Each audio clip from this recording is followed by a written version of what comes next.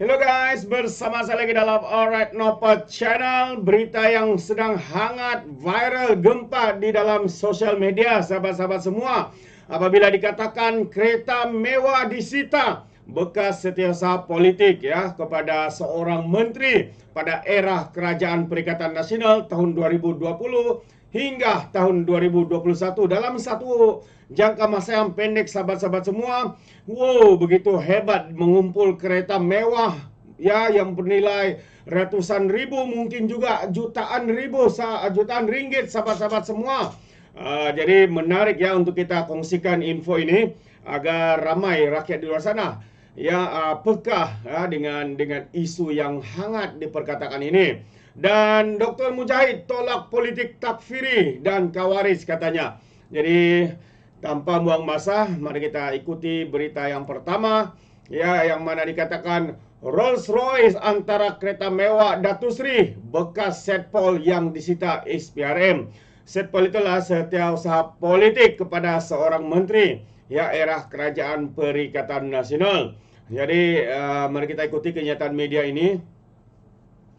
Rolls Royce Airbus V12 EWB antara kenderaan mewah milik bekas setiausaha politik kepada seorang bekas menteri dan juga ahli perniagaan bergelar Datuk Seri yang disita oleh Suruhanjaya Pencegahan Rasuah Malaysia (SPRM). Kenderaan lain termasuk Mercedes-Benz ya, Range Rover, Porsche, Toyota Land Cruiser, Mini Cooper, Toyota Alphard, Toyota Wildfire dan juga Mercedes. Begitu banyaknya kereta. Bagaimana boleh mendapatkan kereta-kereta mewah seperti itu? Jadi kenderaan mewah terbabit disita susulan siasatan kes rasuah dalam tender kerajaan. Menurut SPRM, kenderaan mewah terbabit dipercayai hasil daripada sumber rasuah yang telah diperoleh suspek bersangkutan dengan tender di sebuah kenderaan kementerian. Dalam pada itu, SPRM mendapat kebenaran untuk menyambung reman bekas setiausaha politik dan ahli perniagaan bergelar Datuk Seri berhubung kes meminta serta menerima suapan daripada beberapa syarikat yang mendapat tender di sebuah kementerian. Menerusi kenyataan hari ini, SPRM memaklumkan perintah reman selama 3 hari itu bermula esok hingga 30 Januari ya, membabitkan kedua dasar berusia sekitar 40-an. Perintah reman dikeluarkan Magistrate Nur Syahirah Sazan selepas permohonan dibuat SPRM di Mahkamah Magistrate Putrajaya hari ini. Sebelum ini, kedua-dua suspek direman 4 hari bermula 24 Januari lalu bagi membantu siasatan terhadap kes berkenaan. Mereka dipercayai menerima suapan daripada syarikat serta kontraktor yang mendapat tender kerja di sebuah kementerian pada tahun 2020 hingga tahun 2021 bernilai jutaan ringgit. Hebat. Bagaimana hebatnya mereka. Hanya dalam masa setahun, sahabat-sahabat semua, memunggah kekayaan dikatakan hasil daripada rasuah, suapan, meminta dan juga menerima. Jadi ini antara perkara yang harus dibongkarkan dan setiap perkara update-nya itu harus juga diberikan pencerahan ya, ataupun dilaporkan agar rakyat ya mengetahui siapa sebenar bekas setiausaha politik ini dan setiausaha politik kepada siapakah menteri berkenaan. Yang pasti menteri ini pada era Kerajaan Perikatan Nasional tahun 2020 hingga tahun 2021, sahabat-sahabat semua. Jadi untuk itu saya akan update ya dari masa ke semasa berkaitan dengan perkara ini. Jadi untuk yang kedua, kenyataan tolak politik takfiri dan kawaris itu antara kenyataan terkini ya daripada pemimpin Parti Amanah ya yaitu Dr. Mujahid. Kita perangi politik Perikatan Nasional katanya. Jadi apakah sebenar yang dimaksudkan oleh Dr. Mujahid ini? Jadi kalau kita lihat kenyataan beliau yang juga saya petik daripada Harapan Daily mengatakan bahwa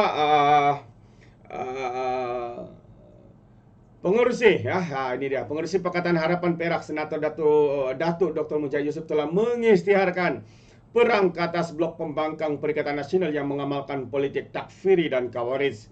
Tambah lagi PN akan guna satu modal, yaitu perkauman sempit dan sentimen agama sempit. Mereka sanggup guna politik takfiri dan sanggup gadai ayat Al-Quran. Jadi kita isytiharkan perang ke atas kawaris PN yang akan menyesatkan kita katanya. Mereka sanggup membudayakan politik takfiri untuk melarikan rakyat dari cita-cita perpaduan. Mereka sanggup menggadaikan ayat-ayat Allah yang mewajarkan kesucian. Mereka dari kelompok yang lain, mereka umpamah kelompok Khawarij yang pandai berhujah tapi sekadar memenuhi tindakan jahat mereka. Pedas ya kenyataan daripada Dr. Mujahid ini. Beliau berkata demikian dalam ucapannya dalam konvensi Kerajaan Perpaduan Negeri Perak yang berlangsung di Ipoh Perak. Ayo kita cetuskan gelombang perpaduan di akar umbi, bersiap siaga tangkis pembohongan Perikatan Nasional dan juga PAS katanya. Ini adalah konvensi perpaduan peringkat negeri yang pertama diadakan.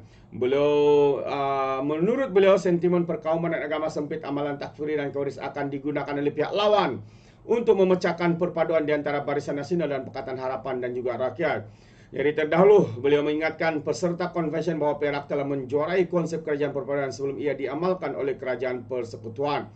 21 November ialah Tarikh Keramat Negeri Perak, 24 November ialah Tarikh Keramat Kerajaan Persekutuan. Beliau berkata begitu merujuk kepada kesediaan PH membentuk kerajaan negeri pada 21 November. Mujahid turut mengingatkan peserta konvensi bahwa perpaduan yang ingin dicapai ini memerlukan pengorbanan. Perpaduan memerlukan pengorbanan ego dan kelompokan, katanya. Beliau turut memberi jaminan bahwa Pakatan Harapan akan mendukung visi Menteri Besar Perak, Datuk Syarani Muhammad. Itu antara kenyataan terkini ya daripada Datuk Mujahid ya, yang mana sekarang ini berlakunya konvensi Kerajaan Perpaduan yang berlangsung di Ipoh Perak ya, untuk julung kalinya sahabat-sahabat semua. Jadi adakah anda setuju ya dengan kenyataan dan juga ya, apa yang dinyatakan oleh Dr. Mujahid ini bahwa ya kita harus menolak ya politik takfiri dan juga Khawarij yang hanya menggunakan satu modal, yaitu perkauman sempit dan juga sentimen agama sempit.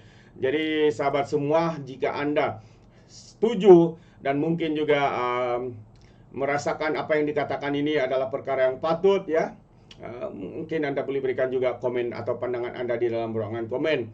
Dan untuk yang pertama tadi ya, setiausaha politik dikatakan meminta ya suapan demi untuk projek dan sebagainya, dan akhirnya berbagai jenis kenderaan mewah telah disita oleh pihak SPRM, termasuklah kereta-kereta yang mewah seperti Rolls Royce, sahabat-sahabat semua.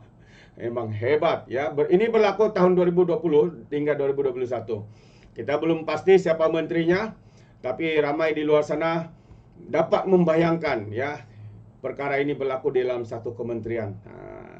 Jadi saya pun tidak mau sebut lagi sebab kita mau tunggu secara details ya, siapakah menteri itu dan siapakah setiausaha politik berkenaan. Jadi terima kasih sahabat semua kerana bersama dan mendengar berita terkini daripada Alright Nampak Channel. Sekiranya anda memberikan sebarang komen, berikan di dalam ruangan komen. Jadi izinkan saya untuk mengundurkan diri, dan seperti biasa peribahasa mengatakan tanpa pengkangkap 2 tahun keinginan. Dalam bahasa Melayunya, tepuk dada tanya selera. Sekian saja daripada Alright Nampak Channel.